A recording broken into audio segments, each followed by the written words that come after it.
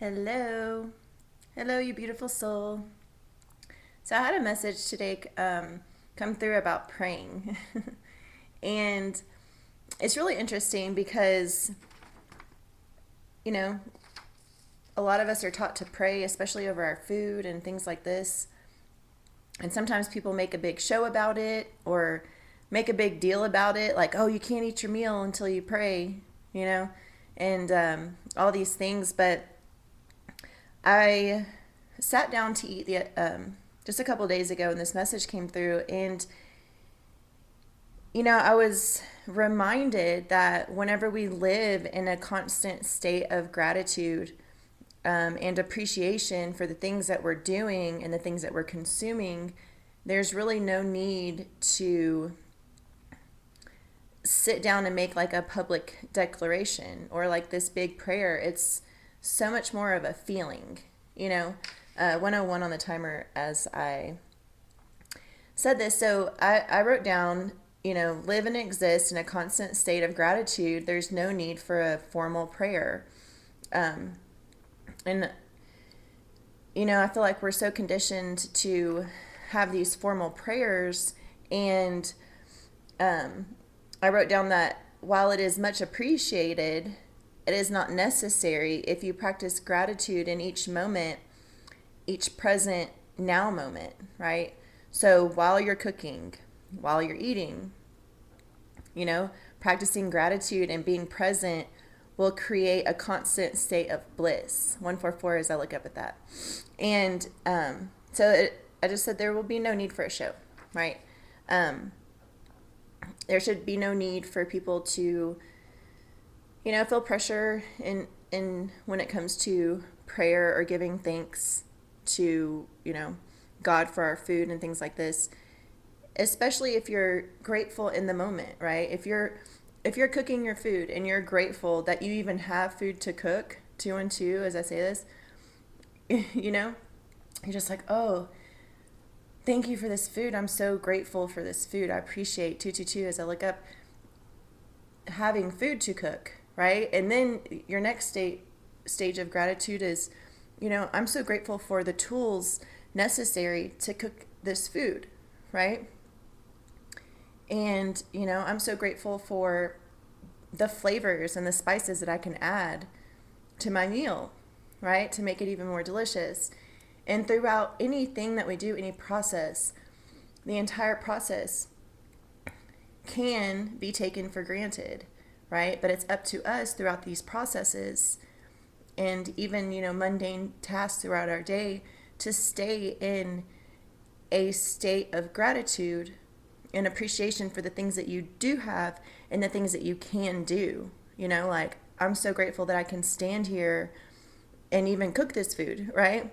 Because it's like, what if I had all the things, but I wasn't physically capable to prepare myself a meal, right? So if you're working through and I use cooking as an example because I sat down to eat when this message came through.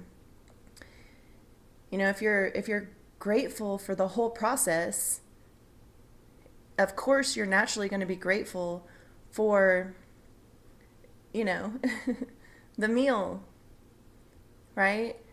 And it's that feeling that is the prayer, right?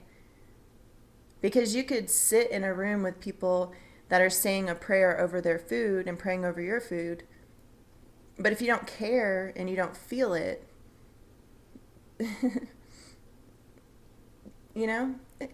what the heck are you doing?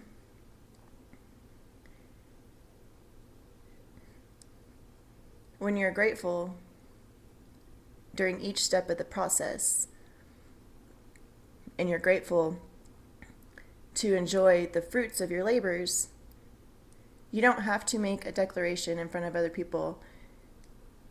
You don't have to feel like you even need to say anything because it's already in here. You've been saying it all along. Thank you, thank you, thank you. I appreciate every ounce of this. 444 as I look up. Okay? So, I don't know who that was for, but I guess it would just serve as a reminder for all of us to not take things for granted. you know, any things that you can do. You know, look around and see how many people can do the things that you can do.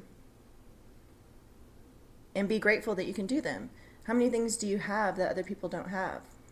You know? Be grateful for that. And you get to a point where you're grateful for everything, right? Even the mess ups, the mistakes, everything. You're grateful for your existence. You're grateful for this experience, right? And the more gratitude you can show, the more opportunities that you will get to show more gratitude. Isn't it cool? You know, so if we constantly shift our focus to gratitude in any situation. I'm grateful for the lesson here. Where is it? Where's the lesson? You know? So, anyway, I love you, and you're important, and you're needed, and I appreciate you. If you feel stuck in any way and you want to book with me, I'm a Reiki master. I read tarot, oracle, energies, channel, messages, have mediumship abilities. So if you're interested in any of that, check the description and find my email, and you can book with me. If you would like to donate to my channel, to my cause, buy me a coffee, or just send a token of appreciation, you can find all of my donation options also in the description.